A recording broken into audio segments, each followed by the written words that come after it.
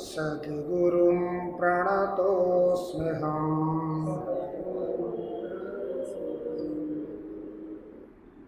392 श्लोक।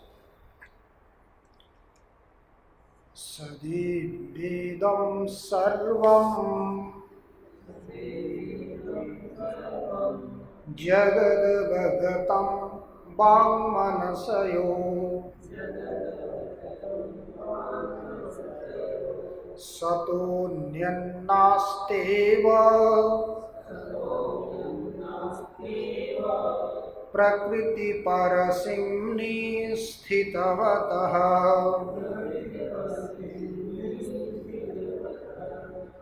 पृथक् किं मृत्स्नायाः कलशघटकुम्भाद्यवगतम्।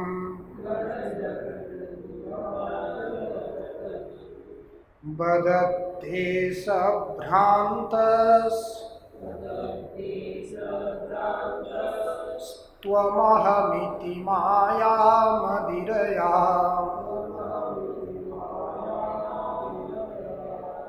सदेवेदं सर्वं जगद्भगतं वाङ्मनसयोः सतोऽन्यन्नास्त्येव प्रकृतिपरसिंनि स्थितवतः।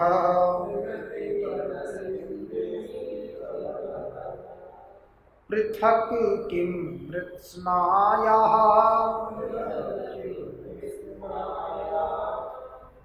कलशघटकुम्भाद्यवगतम्। वदते स भ्रान्तस्त्वमहमिति मायामदिरया। सदेवेदं सर्वं जगद्भगतं वाङ्मनसयोः सतोऽन्यन्नास्त्येव प्रकृतिपरसिंनि स्थितवतः। पृथक् किं मृत्स्नायाः कलशघटकुम्भाद्यवगतम्। वदते स भ्रान्तस्त्वमहमिति मायामदिरया।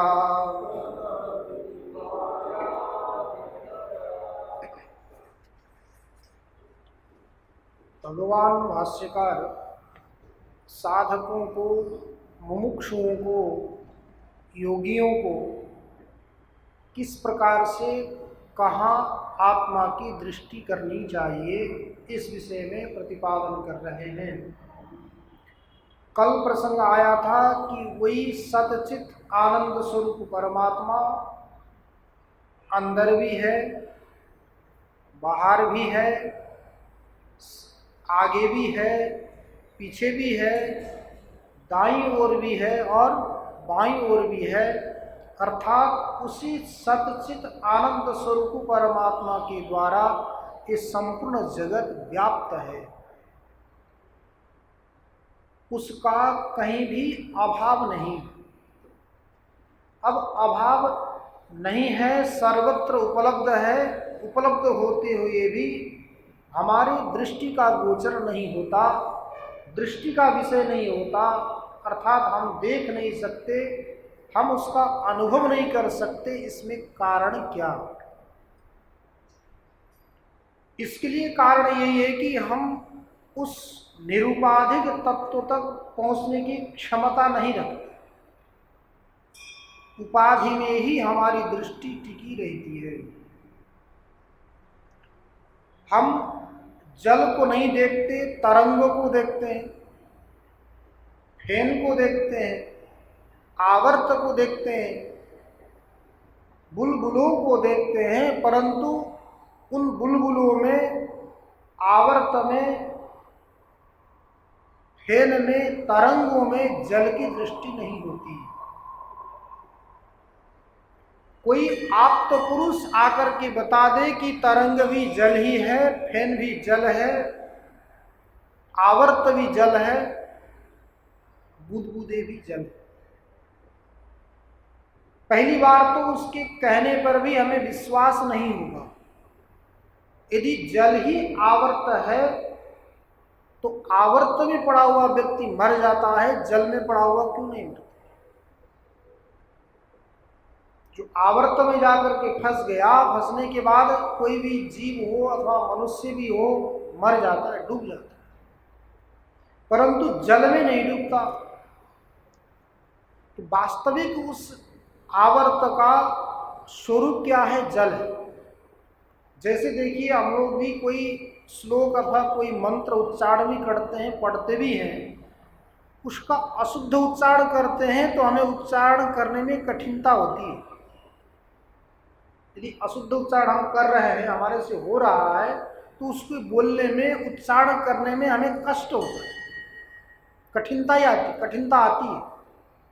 अब उसी को हम शुद्ध उच्चारण करते हैं तो हमें कठिनता नहीं आती, आराम से उच्चारण हो जाता है। जैसे दृष्टांत के लिए समझ लीजिए, कोई व्यक्ति लंगड़ा है, उस लंगड़े व्यक्ति को चलने में और जो लंगड़ा नहीं है, स्वस्थ है, उसके चलने में कितना अंतर होता है। जो लंगड़ा व्यक्ति चलेगा उसके सारे शरीर में परिश्रम हो, उसको जोर दे के चलना पड़ता है, और जो स्वस्थ व्यक्ति होगा उसको जोर देने की आवश्यकता नहीं, वो आराम से चल सकता है। उसी प्रकार हम अशुद्ध किसी भी चीज का उच्चारण करते हैं तो उसे वैसी कठिनाई होती है जैसा लंगड़ा व्यक्ति चलता है। और शुद्ध उच्चारण करते हैं तो कठिनता नहीं होती। शुद्ध क्या है? स्वभाव। तो कहीं भी हम स्वभाव में जाते हैं तो वहां कठिनता नहीं आती। उस स्वभाव में हम परिवर्तन करने चाहते हैं ज्ञान से, अज्ञान से, तो अब हमें कठिनता आती है।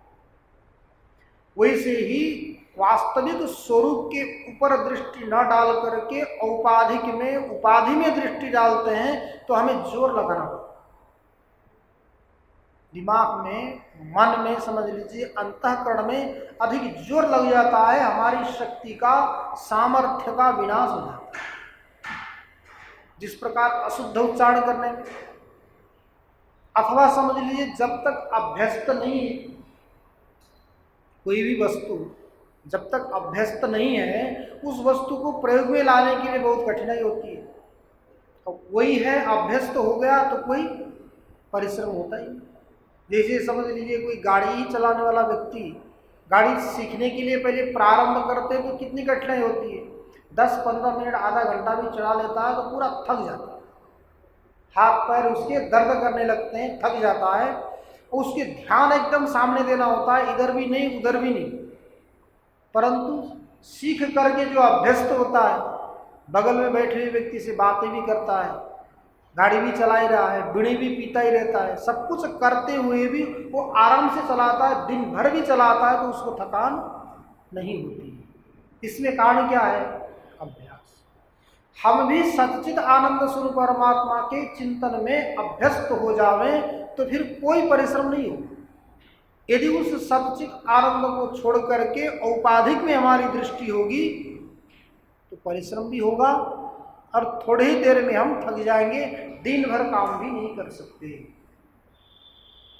इसलिए जो व्यक्ति, समझ लीजिए हमें लोग बाहरी जो हमारी इंद्रियां हैं, इंद्रियों की वृत्तियां बिखरती है तो हम एक ही जगह में अधिक देर तक नहीं रह सकते।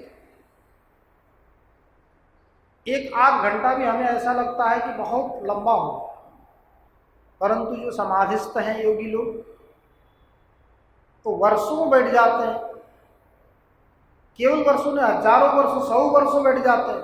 उनको पता ही नहीं चलता कि किस राजा का राज्य चल रहा था, वो राजा मर गया, उसके बेटे मर गए, पोते मर गए, उठ करके समाधि से वो यही सोचते हैं उन्हीं का राज्य चल रहा हो। पता लगाते हैं तो कितना साल हो गया उनको पता ही नहीं। ऐसी स्थिति होती है जिसने अभ्यास किया उसकी।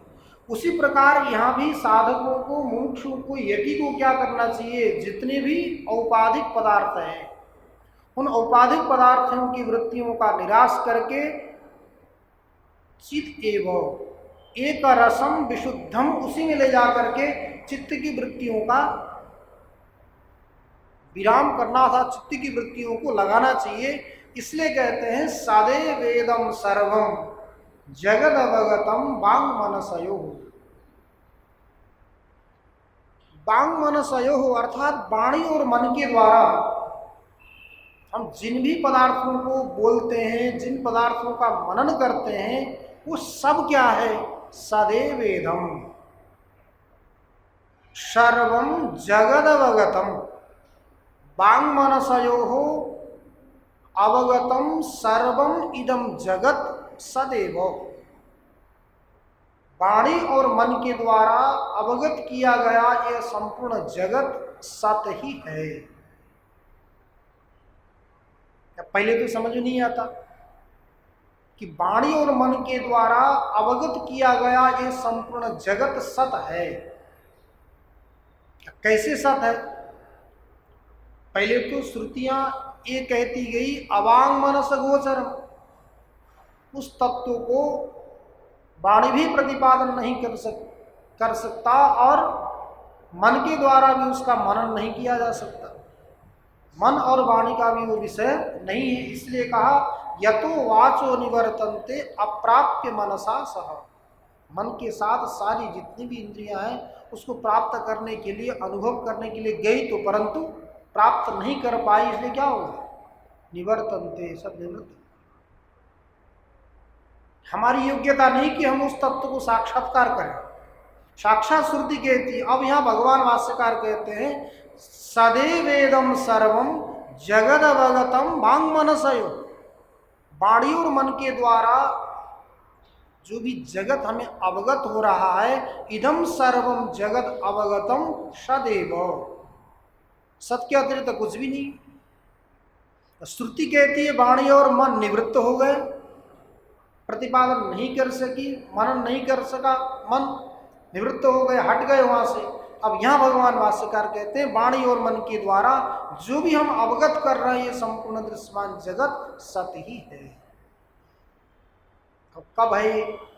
क्योंकि साधक ने बहुत परिश्रम किया है, तपस्या करते करते करते आया, बाहरी इंद्रियों को मन में नियुक्त किया, मन को बुद्धि में नियुक्त किया, बुद्धि को बुद्धि के साक्षी में नियुक्त किया और उस बुद्धि के साक्षी को भी अपरिच्छिन्न सच्चित आनंद स्वरूप परमात्मा में नियुक्त किया। अर्थात सर्वविध उपाधियों का बाध करते करते करते करते करते आ गया तो अंतिम में आकर के कहाँ अवशिष्ट हो गया? अवशेष क्या रह गया? कोई सत ही रह गया। तो सत ही रह गया तो हमारे अनुभव में जो कोई भी आ रहा है, हम जिस किसी की भी अनुभूति कर रहे हैं वो सब क्या है? सत्य। इसलिए समघट समपट सन्मठ, घड़ा है, मठ है, पट है, ये प्रतीति होती तो है किसकी प्रतीति?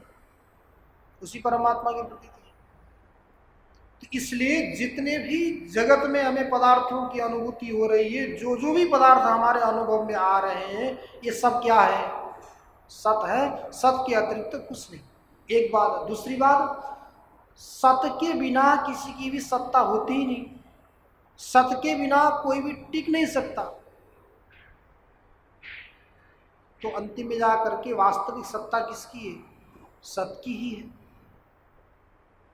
भले उस सत के संबंध से, सत के संसर्ग से असत पदार्थ भी हमें भान हो रहे हैं, प्रतीत हो रहे हैं, तो उनकी वास्तविक सत्ता नहीं है, इसलिए वो है ही नहीं। जैसे तरंग नहीं है, फेन नहीं है, बुलबुले नहीं है, आवर्त नहीं है, उनमें विचार किया जाए तो वास्तव में केवल क्या है? जल। वैसे ही उपनिषदों में कहा वाचारंभणम विकारो नामधेयम मृतिकेत्येव सत्यम। ये सब घट पट कलश हम तो बोलते हैं केवल वाणियों के लिए, व्यवहार के लिए, वाचारंभण के लिए, बोलने के लिए। उन व्यवहार को छोड़ देंगे अथवा उनके बारे में हम चिंतन करते चलेंगे, कारण के बारे में विचार करते चलेंगे, तो अंतिम में जाकर के क्या अवशिष्ट होगा? केवल मृतिका अवशिष्ट होगी। उसी मृतिका में ही घट कलश सब क्या है? अध्यस्त दिखे हुए हमारे अनुभव में आ रहे हैं। तो इसलिए अध्यस्तभूत जो पदार्थ है उस मृतिका के अलावा कुछ नहीं दिखते। जिस प्रकार धागे के अलावा, रुई के अलावा जिस प्रकार वस्त्र नहीं दिखता, उसी प्रकार ये संपूर्ण जगत जो हमें अवगत हो रहा है, ये संपूर्ण जगत भी क्या है? केवल सत है। इसलिए कल ही बात आई थी, ब्रह्मा भी वही है, विष्णु भी वही है, इंद्र भी वही है, शिव भी वही है। कहने का मतलब प्रधान जो मल्ल है, सेनापति को परास्त कर देंगे तो छोटे मोटे सेनाएं ऐसी परास्त हो जाए, भाग जाएगी वो। जिस प्रकार उसी प्रकार ब्रह्मा विष्णु महेश, यही तो विशेष है। ब्रह्मा विष्णु महेश रुद्र यही प्रधान मल्ल है। इन्हीं मल्ल को भी केवल सच्चिदानंद में ही ले जा करके लीन कर दिया गया, और छोटे मोटे तो क्या हो, उनकी कोई स्वतंत्र सत्ता नहीं है। इसलिए प्रधान मल्ल का निवारण करके सारी ये जो श्रुतियां हैं, स्मृतियां हैं, पुराण हैं, ये सब क्या उपाय अपनाती हैं कि प्रधान मल्लों को निवारण कर दो और तो छोटी मोटी अपने ऐसे ही निवृत्त हो जाएगी। इसलिए ब्रह्मा विष्णु इंद्र महेश भी सब सच्चित आनंद स्वरूप हैं। तो ये संपूर्ण दिखने वाला जगत क्या है? जगत को भी तो उन्हीं ब्रह्मा ने बनाया, उन्हीं ब्रह्मा जी के द्वारा माया के रजोगुण को लेकर के जगत बना, और स्वयं ब्रह्मा ही सच्चिदानंद स्वरूप है। तो ये जगत भी क्या हो? सच्चिदानंद स्वरूप ही। इसलिए सदैवेदम सर्वम जगद अवगतम वांग मनसयो हो, उस सत के अतिरिक्त ये कुछ भी नहीं। इसलिए कहा ऐतदात्म्यमिदं सर्वम। श्रुति में आता है इदम सर्वम आत्मा एव। ये जो हमें हमारे अनुभव में जो कोई भी आ रहा है, ये सब क्या है? केवल आत्मा। केवल आत्मा है कहने का मतलब अधिष्ठानावशेषो ही नासः कल्पित वस्तुना।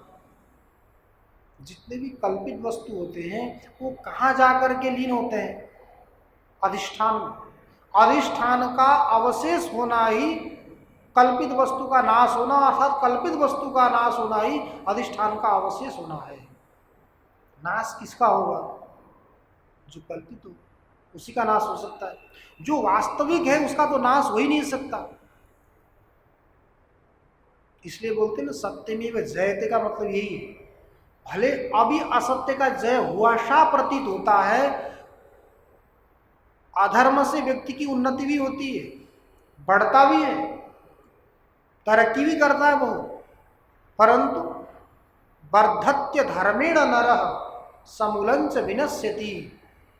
बढ़ तो जाएगा परंतु उसका विनाश होगा तो ऐसा विनाश होगा कि उसका मूल जड़ कुछ नहीं रहे। समूलंच विनश्यति, मूल सहित नष्ट हो जाए। जो असत्य का सहारा लेकर के विजय को प्राप्त करने वाला व्यक्ति तत्काल क्षणिक सुख को तो प्राप्त कर सकता है, विजय की भी प्राप्ति होगी, परंतु उसका ऐसा विनाश होगा कोई नाम निशान नहीं रहे। अंतिम में जाकर के उसको उस पाप का प्रायश्चित करना भी पड़ता है। अब वो प्रायश्चित केवल अकेले को नहीं करना पड़ता, उसकी वंश परंपरा कितने को करनी पड़ती है, अकेला नहीं, बहुत लोगों को करना पड़ता है उसका। जैसे समझ लीजिए एक कोई व्यक्ति पुण्य कर लेता है, अपने वंश में सिद्ध बन जाता है, तो कई परंपरा तक वो पीढ़ी चलती है उसी के बल पर, और कुछ भी न करें केवल एक तपस्वी के बल पर कई परंपराएं कई पीढ़ी चलती है। और उसी में कोई भ्रष्ट आ गया, अधर्मी आ गया, कुकर्मी आ गया, तो उसी में से फिर क्या होता है? वो वंश जो परंपरा है अविच्छिन्न रूप से चली हुई धाराएं टूट जाती है, विच्छिन्न हो जाती है। इसी प्रकार अधर्म से तत्काल वृद्धि को प्राप्त हुआ, उन्नति को प्राप्त हुआ, विजय को प्राप्त हुआ ऐसा प्रतीत होता है, होने पर भी व्यक्ति क्या हो जाता है, समूल नष्ट हो जाता है। भले धर्म करते हुए अभी उसको कष्ट भी हो, सत्य में चलते हुए उसको अभी कष्ट भी हो, कालांतर में जाकर के उसको क्या होगा, सुखी सुख मिलेगा। जैसे दृष्टांत के लिए सत्यवादी हरिश्चंद्र की कथा आप लोगों को सबको मालूम है। ऐसी विषम परिस्थितियों में भी उन्होंने अपने सत्य से कभी भी सत्य से विचलित नहीं हुए। स्वयं राज्य पूरा चला गया, स्वयं को बेचना पड़ा, पत्नी को बेचना पड़ा, पुत्रों को भी छोड़ना पड़ा, सब कुछ करने पर भी वो सत्य से कभी डिगे नहीं। सत्यमेव जयते, उनको अंदर से विश्वास था। तो इसलिए छोटे मोटे विघ्न भी आते हैं, बाधाएं भी आती हैं, इनका प्रवाह किए भी हम सत्य का अनुसरण करते आगे चलेंगे। देखिए व्यक्ति तो आते हैं और जाते हैं, कोई पानी के बुलबुले जैसे तो हैं। जंतु सु मशका और तोयेसु बुलबुला। जंतुओं में मशक, जो मशक है छोटे मोटे आजकल अब आने लग गए हैं, लाइटों में सुबह सुबह आ जाते हैं, दीपावली तक चलेंगे। तो आते हैं, कुछ ही घंटों में इनका जीवन खत्म नष्ट हो जाता है। तो हमारे लिए ना उनका जीवन कुछ ही घंटों का है, उनके लिए तो लंबा है। वैसे ही हमारे से ऊपर जो रहने वाले हैं उनके लिए हमारा भी जीवन कैसा है, उन्हीं मशकों की तरह। जल में जिस प्रकार बुलबुला है, नष्ट हो जाता है, अरबी के पत्ते में, कमल के पत्ते में पड़ा हुआ पानी, उसकी स्थिति कब तक रहेगी?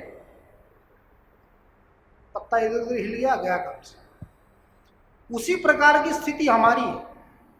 परंतु ऐसी स्थिति में भी हम लोग क्या करते हैं, अधर्म का अनुसरण बहुत करते हैं।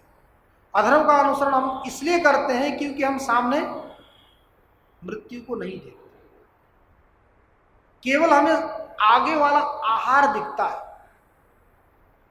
खाने के लिए, पीने के लिए जो वस्तु सामने दिखाई दे रहा है यही दिखता है, पीछे मोड़ करके हम नहीं देखते कि इसका परिणाम क्या होगा। समय बदल गया, समझ लीजिए, क्या कर सकते। पहले ऐसी स्थिति थी कि जिसके पास कुछ नहीं है, केवल कौपीन है, एक कमंडल भी मुश्किल से भिक्षा करके खाते हैं, ऐसे व्यक्ति को तपस्वियों को श्रेष्ठ माना जाता था, वो श्रेष्ठ होते। अब उन साधुओं की, संतों की परिभाषा बदल गई, ऐसे नहीं रहे। जो केवल कौपीन वाला है, कुछ उसके पास नहीं है, वो कुछ भी नहीं है। अब तो ये स्थिति बन गई है कि इसके कितने आश्रम हैं, आश्रमों में कितने कमरे हैं, इसके नाम से कितनी फैक्ट्रियां हैं, इसके नाम में कितनी गाड़ियां हैं, इसके आगे पीछे कितने लोग चलते हैं, बंदूकधारी, वो बड़ा माना गया। अब साधुओं को स्वयं रक्षा करने के लिए बंदूक लेकर के चलना पड़ेगा, तो वो किसकी रक्षा करेगा? स्वयं उसको ही विश्वास नहीं है कि मुझे रक्षा करने वाले परमात्मा है, उन्हीं की रक्षा होने से रक्षा होती है। वो यदि इच्छा, उनकी इच्छा नहीं है तो हमारी रक्षा नहीं होगी। सुरक्षितम दैव हतम विनश्यति। हम जितने भी सुरक्षा करें, यदि दैव उनका हरण करना चाहता है, हम बचा नहीं सकते। अब कोई मारना भी चाहे, यदि परमात्मा उनकी रक्षा कर रहे हैं प्रहलाद की तरह, तो हिरण्यकशिपु जितना भी प्रयास करे, मार ही नहीं सकते। उनकी इच्छा है, जब तक उसकी रक्षा करनी है, जो कार्य उनसे कराना है, परमात्मा कराएंगे। परंतु हमें उनके ऊपर विश्वास तो हो। हमें तो विश्वास ही नहीं होता। अहंकार विमूढ़ात्मा कर्ताहमिति मन्यते।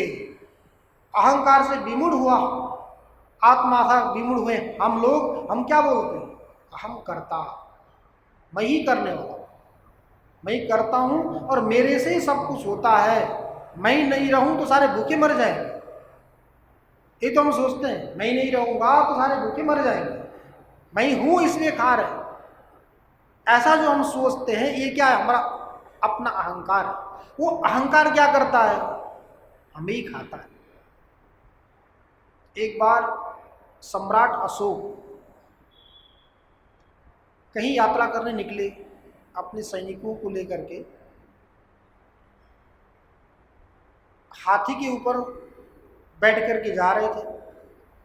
रास्ते में जाते जाते उन्होंने एक जगह ऐसा देखा कि कोई सन्यासी, कोई भिक्षु पेड़ के नीचे बैठा हुआ। उस पेड़ के नीचे बैठे हुए भिक्षु को देख करके पता नहीं श्रद्धा कब जग जाए, कहाँ जग जाए, कहना मुश्किल है। व्यक्ति को जन्म जन्मांतर का संस्कार कब उद्बुद्ध हो जाता है और कहाँ जाकर के श्रद्धा जग जाती है, क्योंकि परमात्मा तो देखिए सर्वत्र है।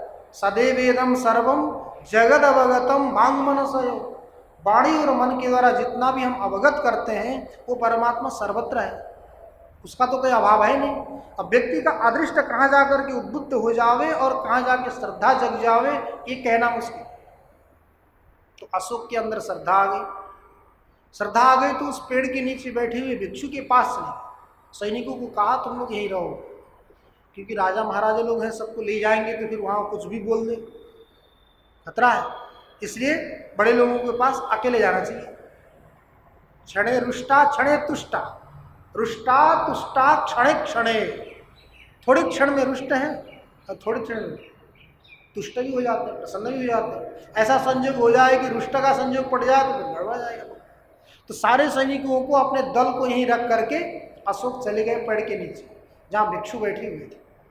वहाँ जाकर के उन्होंने प्रणाम किया, साष्टांग दंडवत की, बैठे रहे। उनको आनंद आया, क्योंकि वही संत है जिसके पास जाकर के हम शांत हो जाते।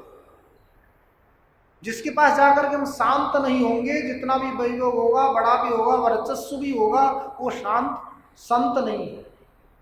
उनको शांति मिली, आनंद आया। वहाँ सत्संग करते रहे, बैठे रहे। इधर से जो सेनापति है ना वो देख रहा था, उसको बड़ा अचंभा लगा। इतने बड़े सम्राट जिनसे मिलने के लिए लोग कई दिन से प्रतीक्षा करते हैं, कतारें लगती है जिनके दर्शन करने के लिए, इतने बड़े सम्राट आज जाकर के एक भिक्षु के सामने अपना सिर झुका, सिर नवा रहे हैं, साष्टांग दंडवत कर रहे हैं। उसको अच्छा नहीं लगा। अच्छा नहीं लगा तो थोड़ी देर बैठ करके अशोक जी आ गए। कहीं अपना कार्य करने जाना था, आशीर्वाद लेके आ गए। तो सेनापति को लगा कि यहीं बोलूं, पूछूं आपने क्या कर दिया, परंतु उसको लगा बहुत जनता है, यहाँ बोलना ठीक नहीं है। जब ऐसा कोई समय आएगा तो मैं बोलूँगा। जब अपने गंतव्य में स्थान में पहुँचे तो सेनापति ने कहा कि आपने क्या कर दिया, आपने तो सबको शर्मिंदा कर दिया। आज इतने बड़े आप सम्राट, ऐसे भिक्षु के चरण में जाकर के आप गिर गए, क्या कर दिया। तो उस समय तो अशोक ने उसको दबाया जबरदस्त, तो कुछ जवाब नहीं दिया, पचाया उसको। जाने के बाद 2-4 महीने ऐसे निकल गए। एक दिन अशोक ने क्या किया, एक थैले में एक तो भैंसे का सिर, एक घोड़े का सिर, एक बकरे का सिर और एक आदमी का सिर, ये 4 सिर डाल करके एक थैला भर करके उस मंत्री को, सेनापति को दे दिया। बुलाया उसको, सेनापति को बुला करके उन्होंने कहा ऐसा करो, इसको ले जाकर के बाजार में बेचो, बाजार में बेच करके इस थैले को खाली करके आना। वहाँ तो देखा नहीं सेनापति ने, बाहर ले जाकर के देखा तो वहाँ तो घोड़े का सिर है, भैंसे का सिर है, बकरे का सिर है, आदमी का सिर है। अब मैं इसको बेचूं, कैसे ले जाऊं मैं बाजार में। सोचने लगा, अब राजा का आदेश है, मैं काम तो करना पड़ेगा। ले गया बाजार में ले गया, घूमता रहा बेचने के लिए। तो दिन भर घूमते घूमते घूमते घूमते भैंसे का सिर भी बिक गया, घोड़े का सिर भी बिक गया, बकरे का सिर भी बिक गया। दिन भर घूमता रहा, आदमी का सिर कोई ना ले। किसी के यहाँ भी ले जाओ तो सब डर जाओ, अरे इस आदमी के सिर को लेंगे तो हमें फालतू में किसी की हत्या का आरोप लग जाएगा, तुम ले आओगे तो हमें पकड़ कर ले जाएंगे लोग, सजा होगी हमें, हम नहीं लेते। दिन भर घूमता रहा, थक गया, लौट करके आया। राजा को बोला और तो बिक गए परंतु ये नहीं बिका। तब राजा ने कहा प्रयास करो, कोई नहीं आज नहीं तो कल ले जाओ, कल ले जाओ। फिर कल दिन भर घूमता रहा, जगह भर जाकर के शहरों में घूमता रहा, परंतु किसी ने भी उस आदमी के सिर को खरीदा नहीं। फिर कहा प्रयास करो, यदि बिक नहीं रहा है, इसका कोई मूल्य नहीं दे रहा है तो इसको फ्री में दे आओ, परंतु ले जाओ। उसने कहा अब वो फ्री में देने के लिए घूमता रहा, ले लो ले लो ले लो, कोई नहीं ले रहा। थक गया, लौट करके आया, आकर के बोलता महाराज इसको कोई नहीं ले रहा है। मैं शर्मिंदा हो गया सारे शहर में घूमते घूमते, क्योंकि शहर के लोग मुझे जानते हैं, मैं आपका सेनापति हूँ। अब इसको लेकर के मैं बेचने के लिए घूम रहा हूँ, कोई ले नहीं रहा है, मुझे शर्मिंदा आदि मत करो। तब अशोक ने उस सेनापति को बैठा के समझाया, देख भाई, भैंसे का भी बिक गया, घोड़े का भी बिक गया, बकरे का भी बिका, परंतु देखिए मनुष्य का सिर किसी के काम का रहा? किसी के काम का नहीं, किसी के काम का नहीं। ऐसे सिर को ले जा करके मैंने उस भिक्षु के चरण में चढ़ा दिया, लगा दिया, तो मैंने कौन सी बड़ी गलती की? तुमको तो अचंभा लगा था, ये किसके काम का? ये किसी के काम का नहीं, वही ले जाकर के हमने क्या कर दिया, भिक्षु को चढ़ा दिया, तो हमने कौन सा बड़ा अपराध किया? कहने का मतलब ये क्या है? अहंकार। जब तक हम अहंकार को लेकर के किसी के चरण में नहीं नमा देते, चढ़ा देते, तब तक हम अपने लक्ष्य को प्राप्त नहीं कर सकते। इसलिए अहंकार विमूढ़ात्मा कर्ता हमिति मन्यते। अहंकार से विमूढ़ हुआ आत्मा सदा सर्वदा अपने को क्या बोलता है? मैं करता हूँ, मैं करता हूँ, मैं करता हूँ। यहाँ यही तो बात आई है, शुरू से लेकर अंत तक, यहाँ तक समझ लीजिए। इतना ही होता है, अपने अहंकार को त्याग दो। अहंकार माने क्या? आगंतुक है, औपाधिक है, तो उस उपाधि का परित्याग करो। जितने जितने उपाधियों में आत्मा का हमें बोध हो रहा है, उनका परित्याग करना। तो जब तक उपाधियों का परित्याग नहीं करेंगे, तब तक शांति भी तो नहीं मिलेगी ना। कहीं भी हम समझ लीजिए अकड़ करके चलते हैं, अथवा कोई बड़ा व्यक्ति समझ लीजिए किसी के इर्द गिर्द में बंदूक है, सब कुछ है, सुरक्षा को लेके चलता है ना, वो शांत नहीं होता। उसको चारों ओर से अशांति अशांति फैली रहती है। जो सुरक्षा में चलता है, जो सुरक्षा में नहीं अकेले मस्त में चलता है, वही व्यक्ति क्या होता है? शांत होता है। इसलिए तो नचेन्द्रस्य सुखमस्ति न सुखम चक्रवर्ती न सुखमस्ति विरक्तस्य मुने एकांत जीविनः। इंद्र को भी सुख नहीं है, तब कोई सौ अश्वमेध यज्ञ कर दे तो हमारे पद का अधिकारी बन जावे, चुनाव लड़ने आ जावे, हमको यहाँ से छोड़ के जाना पड़ेगा। न सुखम चक्रवर्ती न, चक्रवर्ती को भी नहीं कि कोई दूसरा राजा आकर के हमें आक्रमण करे हमारे ऊपर, हम परास्त हो जावे तो यहाँ से हटना पड़ेगा। तो सुखमस्ति विरक्तस्य, जो विरक्त है उसी को सुख। जो एकांत का सेवी है, एकांत में रहने वाला है, एक केवल सच्चित आनंद स्वरूप परमात्मा के बारे में ही जो सदा सर्वदा चिंतन करता है, उसके अलावा कोई भी ध्येय नहीं, ऐसा जो व्यक्ति होगा वही शांत होगा। तो पहले तो क्या था, ऐसे शांत को ही बड़ा कहा जाता था, जिसके पास कुछ नहीं है, अपरिग्रह। पहले भी आया योगी के लिए, लक्षण के लिए, बांग निरोधो परिग्रह। सबसे पहले तो वाणी का निरोध करो। वाणी के निरोध से, वाणी से उपलक्षित सर्वविध इंद्रिय, सब इंद्रियों का निरोध होना चाहिए।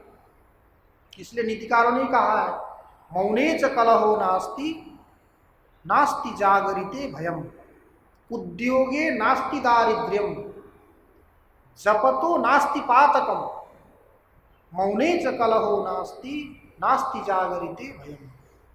कोई व्यक्ति उद्यम करता है, कार्य करता है, ऐसे बैठे नहीं रहता, तो उसको दरिद्रता नहीं आती उसके पास। उद्योगे नास्ति दारिद्र्यम, उद्योग करेगा तो कुछ न कुछ उसको आमदनी होगी, तो आमदनी हो गई तो दरिद्रता कैसे आए? उद्योगे नास्ति दारिद्र्यम। जो सुबह 7, 8, 9 बजे तक सूर्य भगवान आधी आकाश में आ गए हों, उसके बाद जगता हो, तो उसके घर में फिर दरिद्रता आएगी। जो सुबह समय में जगता हो, अपने नित्य कर्मों को करता हो, उद्यमशील हो, उसके यहाँ दरिद्रता नहीं आए। उद्योगे नास्ति दारिद्र्यम, जपतो नास्ति पातकम, यज्ञानाम जप यज्ञोस्मि। भगवान ने कहा यज्ञ में जप यज्ञ हूँ। उसे किसी सामग्री की भी अपेक्षा नहीं और किसी ब्राह्मणों की भी अपेक्षा नहीं। बस बैठो, माला है तो माला ले लो, नहीं तो परमात्मा ने दिया करमाला, इसी में जप लो। माला से करमाला में जपा हुआ और अधिक फल मिलता है। करमाला दी है भगवान ने, तो इसी का जप करो बैठे बैठे, न कोई सामग्री, न कुछ, न किसी को कष्ट देना, कोई नहीं। जप तो नास्ति पातकम, कोई पाप भी नहीं। मौने च कलहो नास्ति, झगड़े का बीज क्या है? बोलना। अब बोलना ही बंद कर दे तो झगड़ा कहां से हो? तो मौने च कलहो नास्ति, मौन हो जाए तो कलह होगा ही नहीं किसी से। यदि कलह हो भी रहा हो तो उसकी औषधि यही है, बंद करो, बोलना बंद करो। वो कब तक बोलता रहेगा सामने वाला अकेला? जब तक जवाब ना आवे तब तक तो वो बोल नहीं सकता। जैसे हम कहीं पहाड़ों में जंगलों में जाते हैं तो आवाज करते हैं, उधर से प्रतिध्वनि आती है। कब आती है? ध्वनि आती है तब उसके बाद प्रतिध्वनि आती है। तो प्रतिध्वनि के लिए भी ध्वनि की आवश्यकता होती है। तो कोई कुछ बोल रहा है, उसका जवाब हम दे दें तो फिर वो दे देगा। हम जवाब देना ही बंद कर देंगे, बोल ही नहीं रहे तो वो कैसे अकेला बोलता है? नहीं बोले। तो मौने च कलहो नास्ति, नास्ति जागृते भयम। व्यक्ति भयभीत कब होता है? जब सोया पड़ा रहता है। मोह निद्रा में सोया पड़ा हुआ व्यक्ति ही भयभीत होता है। जब व्यक्ति जगेगा तो उसको भय नहीं होता। तो मौने च कलहो नास्ति, नास्ति जागृते भयम। जागृत में भय नहीं है तो जगा हुआ कौन है? केवल आंख खोल रहा है, रूप देख रहा है, शब्द सुन रहा है, गंध चख रहा है, सूंघ रहा है, रस चख रहा है, ये व्यक्ति जगा हुआ है क्या? तो भगवान भाष्यकार कहते हैं जागृति को वा सद विवेकी। जो सत और असत के बारे में विवेक करता है वही व्यक्ति वास्तव में जगा है। सतश्च सद्भाव असतश्च असत भाव, अर्थात सत को सत समझता है, असत को असत समझता है, अर्थात जो जैसा है वैसा समझता है। ऐसा ही व्यक्ति क्या है? जगा हुआ है। जो जैसे जिसको जैसा समझेगा वो व्यक्ति कभी भी भयभीत नहीं। तो नास्ति जागरिते भयम, इसलिए पहले क्या बता दिया? वांग निरोधो अपरिग्रह। अपरिग्रह होना चाहिए। अपरिग्रह होगा, अपरिग्रह मतलब कितना अपरिग्रह करें? ये भी कहा है जितने से आपका व्यवहार चलता है, शरीर रक्षा के लिए जितना आपका व्यवहार चलता है उतना का आप संग्रह करो, उससे अधिक नहीं। मनु महाराज तो और खतरनाक कह देते हैं, उनके कहे हुए चलेंगे तो हम सब लोग चोर हैं।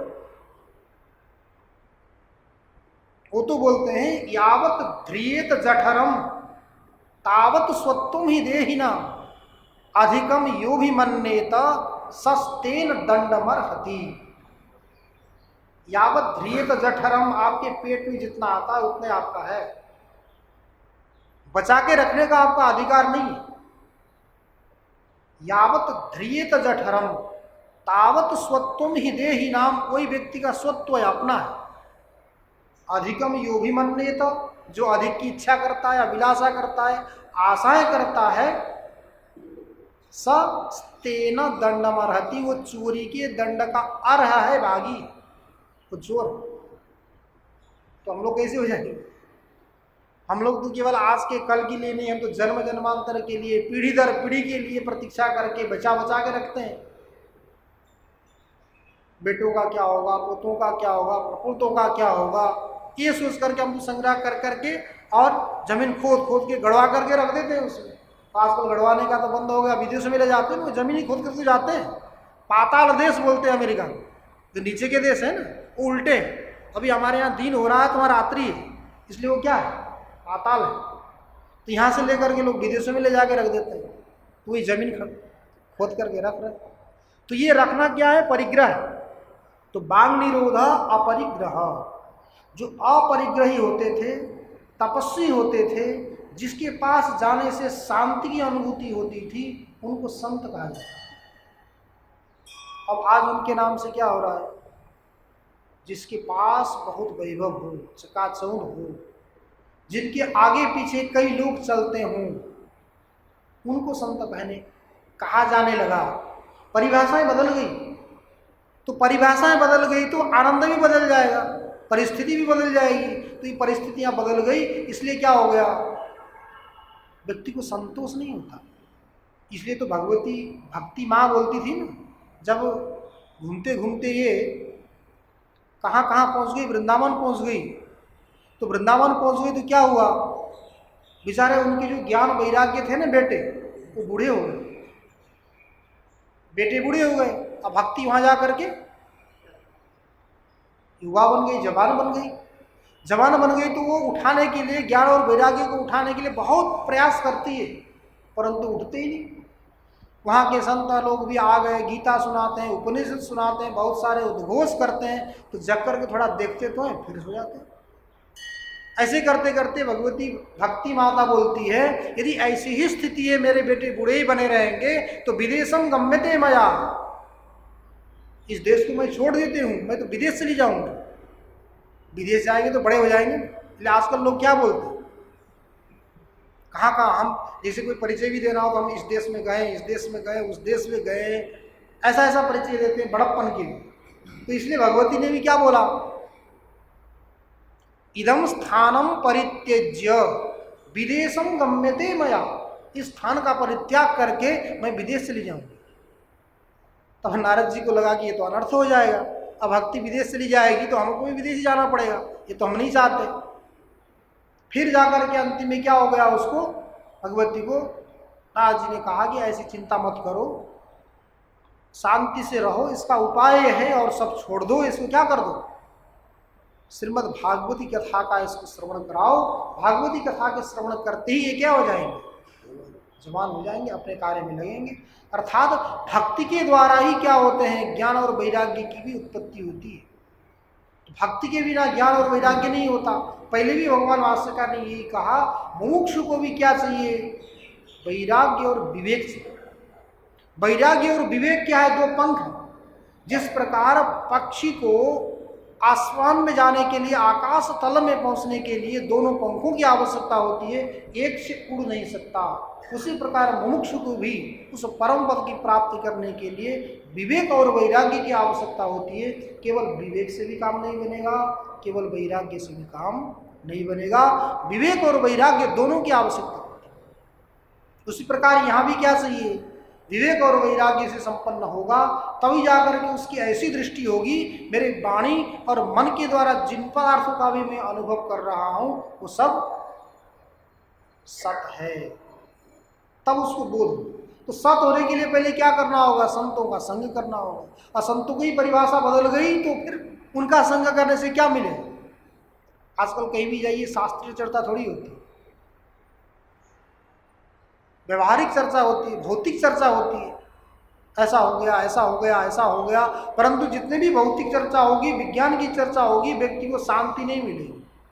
देखिए पाकिस्तान ने परमाणु बम बना के रख दिया, अब उसके जवाब में भारत ने भी परमाणु बम बना के रखा। अब वो धमकी देता है कि हम छोड़ेंगे, यही बोलता हम भी तैयार हैं, छोड़ो। अब बना तो लिए, बनाने के बाद रक्षा करने में बड़ी मुश्किल। देखिए कोई कहीं भी फट जावे तो कल ही तो पेपर में आया था, कितने करोड़ व्यक्ति मरेंगे यदि हो जाए तो, करोड़ों मरेंगे। और जहाँ चला जाएगा कई साल तक समझ लीजिए वहाँ हरा घास भी नहीं उगेगा। जापान में कई जगह ऐसी जहाँ परमाणु बम छोड़ा गया था, वहाँ अभी तक हरा भरा नहीं, घास नहीं आया। परंतु वहाँ भी योगी संत लोग जाकर के, ब्राह्मण लोग जाके यज्ञ करा के कई जगह में तो उत्पन्न हो गया, हरे घास की उत्पत्ति हुई, सब जगह नहीं हुई। वैसे ही यहाँ भी छोड़ देगा तो क्या होगा। इसके द्वारा क्या सिद्ध होता है कि विज्ञान जितना भी है आत्मघाती है। इसी से तो त्राही त्राही है। सुविधा तो है, सुविधा में दुविधा भी है। सुविधा के साथ दुविधा होने से ठीक है, उनको डराने के लिए तो काम में आ रहा है, परंतु डराएगा किसको, स्वयं भी तो मर रहा है, आत्मघाती है। इसलिए विज्ञान क्या होता है, अंतिम में कभी भी हंस के नहीं मरेगा, रो रो के मरेगा। और जो ज्ञानी होगा वो अंतिम में हंस के मरेगा, क्योंकि उसको अंदर से विश्वास होता है कि मैंने जिस तत्व को प्राप्त करना था प्राप्त कर लिया, अब कोई भी प्राप्तव्य अवशिष्ट नहीं है बोल करके ज्ञानी हंस के मरेगा। जो अज्ञानी होगा, विज्ञानी होगा, वैज्ञानिक होगा, भौतिक पदार्थ का अनुसंधान करने वाला व्यक्ति होगा, वो सदा सदा रो रो के मरेगा, क्योंकि उसने जितना अनुसंधान किया उसको कभी भी शांति नहीं मिलेगी। और अनुसंधान करूं, और अनुसंधान करूं, और अनुसंधान करूं, करते करते चिंता करते करते मरेगा तो क्या हो, चिंता समम नास्ति शरीर शोषणम। चिंता के समान शरीर को शोषण करने वाला और दूसरा कोई नहीं होता। तो चिंता करते करते मरा तो रोएगा, और चिंतन करते करते मरा तो हंसेगा। इसलिए विज्ञान और ज्ञान, वैज्ञानिकों में और ज्ञानियों में इतना अंतर है। प्रारब्ध तो दोनों को भोगना है भाई, अज्ञानी को भी भोगना है, ज्ञानी को भी भोगना है। परंतु ज्ञानी प्रारब्ध का भोग करता है हंस हंस के। उसको मालूम है भोगे बिना नष्ट नहीं होगा। जन्म जन्मांतर में ज्ञात से अज्ञात से किए गए मेरे कर्मों का ये फल है, मुझे ही भोगना है। या तो ऐसा होता है जो परिवार का जिम्मेवार व्यक्ति है, परिवार के पालन पोषण करने के लिए भी जो पाप करता है ना, उसके पाप के फल का भागी केवल वही होगा, सहयोगी वो नहीं बनेंगे। अभी खाते तो सहयोगी होंगे,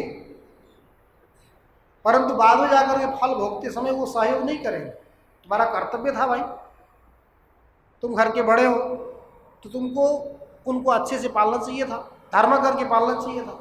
तुमने अधर्म किया तो उसका फल तुमको अकेले भोगना, और वही प्रारब्ध बन करके मिलेगा। तो हमें भोगना पड़ेगा, रो रो के भी भोगना पड़ेगा, हंस के भी भोगना पड़ेगा। परंतु जो ज्ञानी होगा क्या करेगा? हंस करके भोगेगा। जो अज्ञानी होगा वो रो रो करके भोगेगा, भोगेंगे दोनों। इसलिए सदैवेदम सर्वम जगद अवगतम वांग मनसयो। वाणी और मन के द्वारा जितने भी पदार्थों का हम अनुभव कर रहे हैं, ये सब क्या है? सत्य। सतो न्यन्नास्तेव प्रकृति परसिम्नि स्थितवतः। सतो अन्यन्नास्तेव, सत से अन्य कुछ भी नहीं है। प्रकृति परसिम्नि स्थितवतः, उस पर प्रकृति के सीमा में, ये जो संपूर्ण जगत है, जगत भी कहाँ तक स्थित है? उस प्रकृति के सीमा में जाकर के स्थित है। उसका भी तो अतिक्रमण नहीं कर सकता, क्योंकि जगत के लिए समझ लीजिए मूल प्रकृति, तो मूल प्रकृति से आगे जगत नहीं जा सकता। तो मूल प्रकृति तक ही ये जगत क्या है? स्थित। तो उसकी सीमा तक जितने भी हमें पदार्थ दिख रहे हैं, संपूर्ण जगत की स्थिति जहां तक है, ये संपूर्ण जगत क्या है? सतो अन्य नास्ति, सत से अतिरिक्त कुछ नहीं। क्योंकि सत के अतिरिक्त अन्य पदार्थों में ये जगत की स्थिति भी नहीं हो सकती। तो प्रकृति एक सीमा, उस सीमा को निर्धारित नहीं करेंगे तो फिर अनवस्था हो जाए। कहाँ तक चले? जैसे समझ लीजिए कि हमारे सामने एक सरसों का दाना है और सुमेरु पर्वत।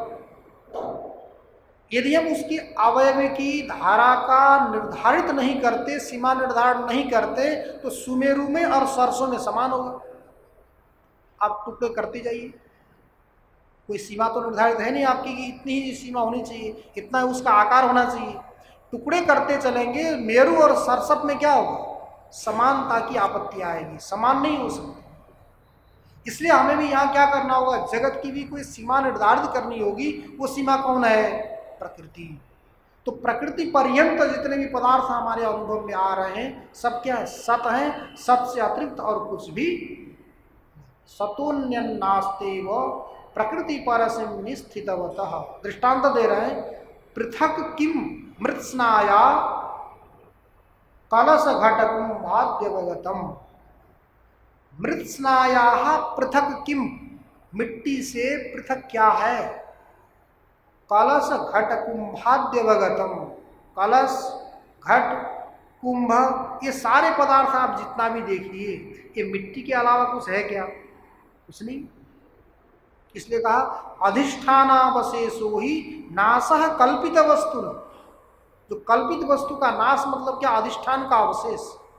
घट भी जाएगा कहाँ? मिट्टी में। कलश भी जाएगा कहाँ? मिट्टी में। कुंभ भी जाएगा कहाँ? मिट्टी में। मठ भी जाएगा कहाँ? मिट्टी में। तो ये सारे घटपट, मठ, कुंभ की स्थिति किसमें है? केवल मिट्टी। जिस प्रकार मिट्टी में स्थिति है, उसके अतिरिक्त कुछ नहीं। पृथक किम मृत्स्नाया, मिट्टी से भिन्न पृथक क्या है? घट कलश कुंभाद्यवगतम। वदत्ते स भ्रांतः। यदि घट अलग है, कुंभ अलग है, मठ अलग है, यदि कोई बोलता है तो वदति ये सह भ्रांतः, वो भ्रांत है, भ्रम से बोल रहा है, अज्ञान से बोल रहा है। जैसे त्वम अहमिति माया मदिरया, अहम मैं करता हूँ, मैं भोगता हूँ, मैं करके जो बोलने वाला है वो माया रूपी मदिरा का पान करके नस में बोल रहा, माया में मस्त। वहां जाकर के क्या बोलता है, अहम मैं करता हूं, मैं भोगता हूं। इसलिए यहां क्या है, माया ही मदिरा है, माया रूप मदिरा, माया ही मदिरा है। माया ही मदिरा क्यों है, विपरीत ग्राहकत्वा। मदिरा पिया हुआ व्यक्ति क्या बोलता है, अरे मैं राष्ट्रपति हूं, ये सब कुछ मेरा है, सब कुछ मेरे अधीन में ही चलता है, ये भी मेरा है, वो भी मेरा है, ये बोल के तो चलता है। वैसे ही माया में मद हुआ, माया में मस्त हुआ व्यक्ति क्या बोलता है, मैं करने वाला। मैं करने वाला व्यक्ति बोलेगा तो जीवित भी तो वही होगा, उसकी इच्छा से जीना चाहिए, उसकी इच्छा से मरना चाहिए, उसकी इच्छा में तो कुछ नहीं है। मनो इच्छा समम नास्ति दैव इच्छा प्रवर्तते, अपनी इच्छा से कुछ नहीं होता, उस परमात्मा की जो इच्छा है उसी के अनुरूप होना है। इसलिए हम क्या करें, अपने अभिमान को छोड़ दें, उस परमात्मा के अधीन में रहेंगे तो हमें शांति मिलेगी।